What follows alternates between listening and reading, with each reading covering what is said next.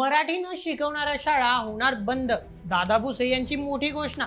सविस्तर सांगतो. मित्रांनो, कल्पना करा, मुंबई, पुणे, नागपूर सारख्या शहरांमधील चकचकीत, वातानुकूलित आणि लाखो रुपये फी घेणाऱ्या आंतरराष्ट्रीय शाळा. या शाळांमध्ये स्पॅनिश, फ्रेंच किंवा जर्मन भाषा मोठ्या अभिमानाने शिकवली जाते.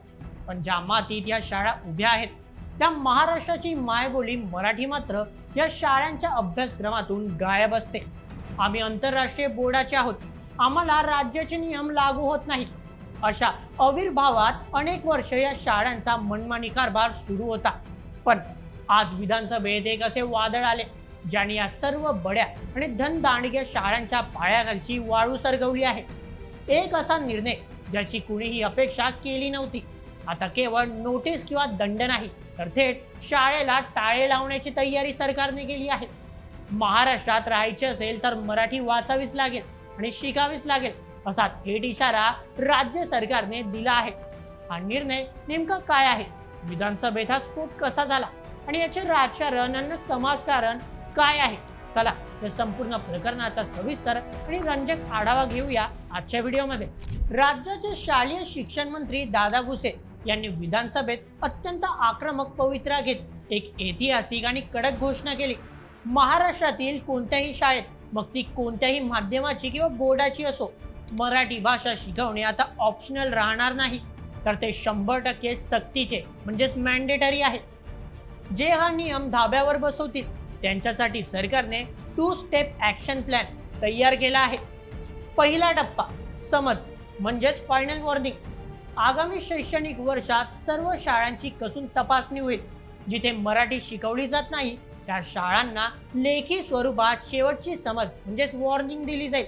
मग दुसरा टप्पा थेट मान्यता रद्द, द अल्टिमेट पनिशमेंट.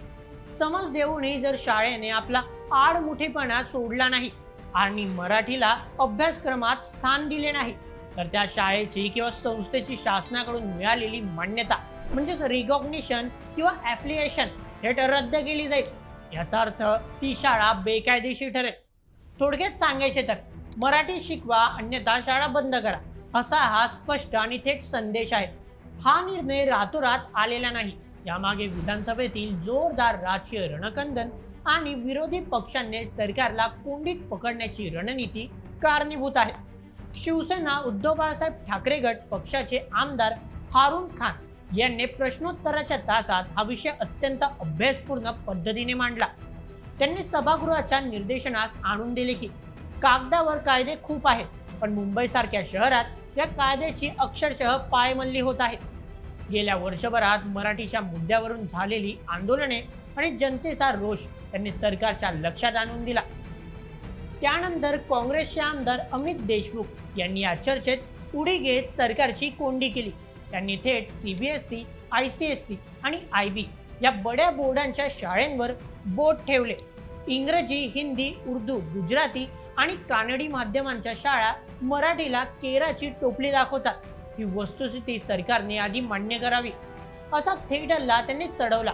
विरोधी पक्षांनी विशेषतः ठाकरे गट आणि काँग्रेसने मराठी अस्मितेचा मुद्दा उचलून धरल्याने सत्ताधारी सरकारवर प्रचंड दबाव निर्माण झाला. आगामी निवडणुका आणि महाराष्ट्रातील भावनिक राजकारण पाहता सरकारला आम्ही मराठीच्या मुद्द्यावर तडजोड करणार नाही हे दाखवून देणे भाग होते. त्यामुळेच शिक्षण मंत्र्यांनी बचावात्मक पवित्रा न घेता थेट मान्यता रद्द करण्यासारखे अत्यंत आक्रमक आणि लोकप्रिय पाऊल उचलले. गेली अनेक वर्षे महाराष्ट्रात मराठी भाषा सक्तीचा कायदा अस्तित्वात आहे, पण तो केवळ नावापुरता उरला होता. या ताज्या निर्णयामुळे कायद्याला आता दात आले आहेत.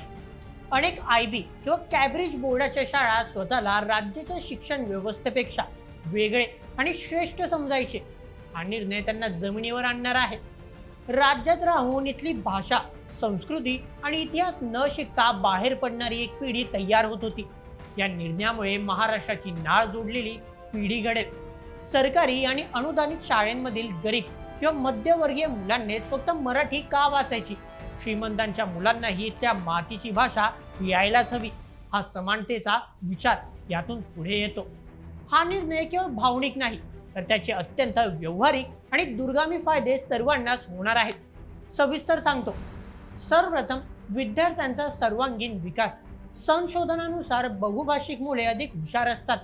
इंग्रजी सोबतच स्थानिक भाषा अवगत असल्याने या मुलांना भविष्यात महाराष्ट्रात व्यवसाय, नोकरी किंवा प्रशासन चालवताना लोकांशी सहज संवाद साधता येईल. द्वितीय, सामाजिक दरी कमी होईल. इंग्रजी बोलणारा वर्ग विरुद्ध मराठी बोलणारा वर्ग अशी जी एक अदृश्य दरी समाजात निर्माण झाली आहे, ती या एका निर्णयामुळे पुसली जाण्यास मदत होईल. तृतीय, मराठी भाषेचे संवर्धन आणि रोजगार.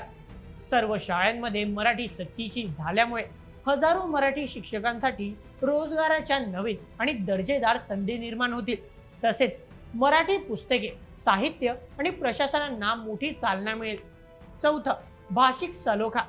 उर्दू, गुजराती किंवा हिंदी माध्यमांच्या शाळेमध्ये जेव्हा मराठी शिकवली जाईल तेव्हा दोन वेगवेगळ्या समुदायांमध्ये भाषिक देवाणघेवाण वाढून सामाजिक सलोखा आणि एकात्मता अधिक घट्ट होईल.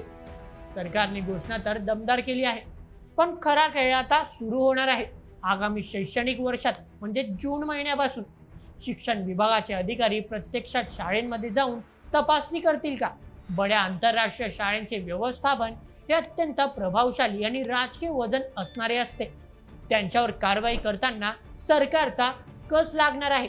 अचानक सर्व शाळांमध्ये मराठी सुरू केल्यास दर्जेदार मराठी शिकणाऱ्या शिक्षकांची मोठी फळी उभी करण्याचे आवाहन शाळांसमोर असेल.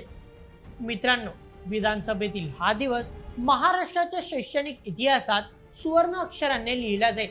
मराठी सक्ती हा आता केवळ राजकीय घोषणाबाजीचा मुद्दा राहिलेला नाही, तर तो बड्या शाळांच्या अस्तित्वाचा प्रश्न बनला आहे.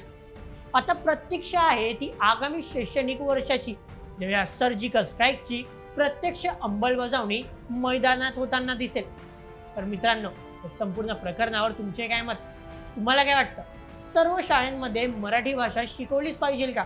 तुमचे मत आम्हाला कमेंटमध्ये नक्की सांगा आणि अशाच व्हिडिओसाठी सबस्क्राईब करा बोल MH आपल्या YouTube चॅनलला.